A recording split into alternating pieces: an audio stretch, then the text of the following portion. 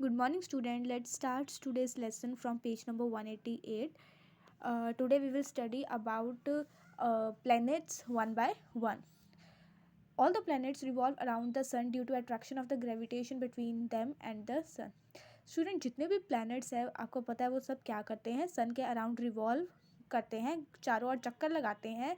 किस वजह से? Due to attraction of the gravity के अट्रैक्शन की वजह से उनके और सन के बीच में जो ग्रेविटी है उसकी वजह से वो सन के चारों ओर रिवॉल्व करते हैं। Let us study some special features of the planet. अब हम कुछ इनके स्पेशल फीचर्स जो है प्लैनेट्स के उनके बारे में स्टडी करेंगे। So first one is mercury. Mercury जो है that is the smallest member है हमारे सोलर सिस्टम का और ये सन से सबसे नियरेस्ट भी है, ठीक है, स्मॉलेस्ट एंड नियरेस्ट।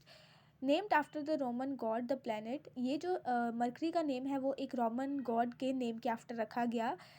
इस प्लैनेट का कोई भी नेचुरल मून नहीं है, ना ही कोई यहाँ पे सब्सटेंशियल एटमॉस्फेयर प्रेजेंट है, ठीक है, क्योंकि यहाँ पे कोई भी जो है हवा प्रेजेंट नहीं है, इसलिए एटमॉस्फेयर ही नहीं होगा। It is difficult to study Mercury from the earth as it is always very close to the sun.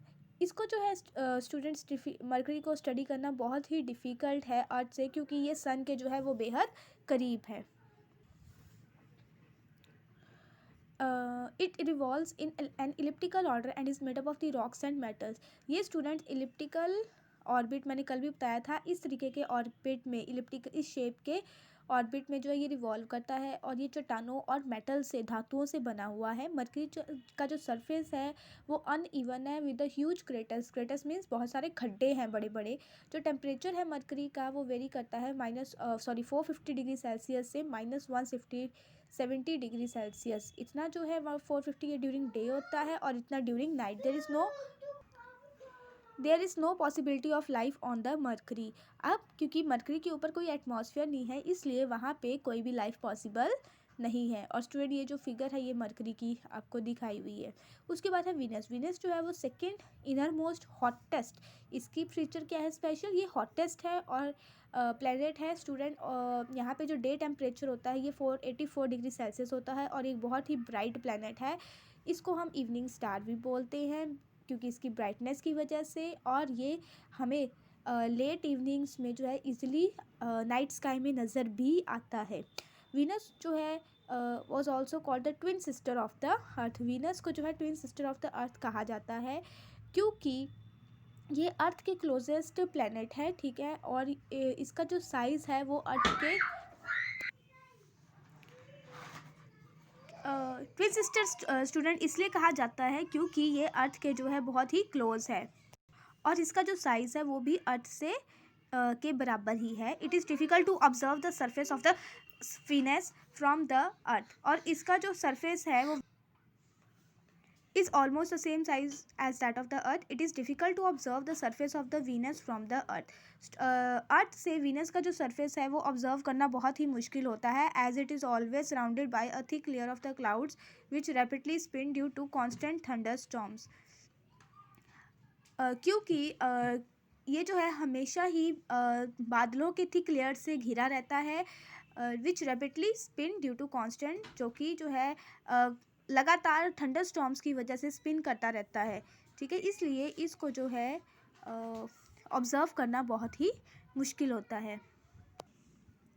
Venus rotates in a direction opposite to the other planets and has no moon. Venus जो है, जो बाकी planet जिस direction में move करते हैं Venus उसे opposite move करता है और वीनस पे कोई मून भी नहीं है, ना ही इस पे पानी है और इसलिए कोई भी लाइफ पॉसिबल नहीं है।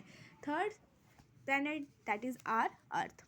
स्टूडेंट जो अर्थ है वो थर्ड प्लैनेट है सन से स्टार्टिंग करें तो, and it is the only planet in the solar system that has life on it. सिर्फ ये ही 8 के 8 प्लैनेट में से एक ऐसा प्लैनेट है जहाँ पे लाइफ पॉसिबल है। क्यों पॉसिबल है स्टूडेंट? क्योंकि यहाँ पे एटमॉस्फेयर है, यहाँ पे एयर है, वाटर है, ठीक है, इस वजह से। द डिस्टेंस जो है of the earth from the sun is such that it receive just a moderate amount of heat and light from the sun.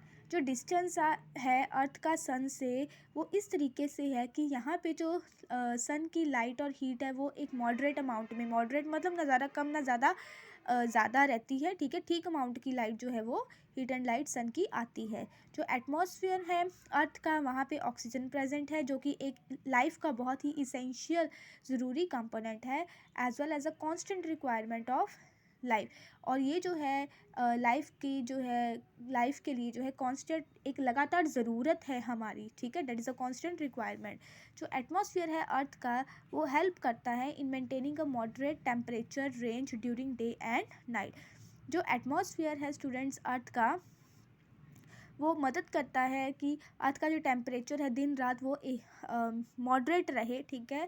And जो ग्रेविटी है अर्थ की is not too little and not too big. जो earth की gravity है student वो भी ना तो ज़्यादा बहुत कम है ना ज़्यादा है, ठीक है। It holds the water and the atmosphere to the surface of the earth and allows also allow an easy movement of the creatures and objects on the surface of the earth.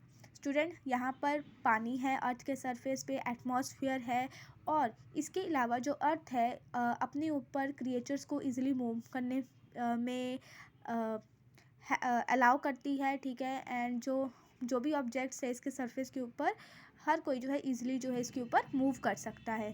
The just right amount of the heat, light, atmosphere, oxygen, gravity and water, ये जो सब factors है ये यहाँ पे एक right amount में होने की वजह से है। ये सारे factors, all factors combine their goodness together to be able to sustain life on this. ये सब प्लैनेट जो है एक राइट अमाउंट में होने की वजह से ही क्या है, यहाँ पे लाइफ अच्छे से पॉसिबल है। Besides all this the earth atmosphere is surrounded by a thick layer of ozone. इसके अलावा हमने पहले भी पढ़ा हुआ है अर्थ का एटमॉस्फेयर जो है एक ओजोन लेयर होती है हमारे एटमॉस्फेयर में, उसकी थिक लेयर से सराउंडेड है, जो क्या करती है हार्मफुल अल्ट्रावायलेट रेज को जो है एब्जॉर्ब करती हैं जो कि सन से आती हैं। इसलिए जो ओजोन लेयर है उसको अर्थ का प्रोटेक्टिव ब्लैंकेट भी बोला जाता है। A group of the chemicals called chlorofluorocarbon, जो कि commonly used होते हैं as refrigerants in perfumes, hairsprays in the recent past, rose up to the ozone layer when released in the atmosphere, reacted and caused perforations in it. कहते हैं जो chlorofluorocarbon जो main gas है जो कि कहाँ से निकलती, मोस्टली एसी से, रेफ्रिजरेटर से, ठीक है, कॉमनली यूज्ड एज रेफ्रिजरेंट्स होते हैं या परफ्यूम्स में होते हैं, हेयर स्प्रेज में जो पास्ट में जो यूज़ किए जा चुके हैं, ठीक है। उसकी वजह से ये जो केमिकल्स है ये कहाँ तक पहुँच के ओजोन लेयर तक पहुँचे, ठीक है।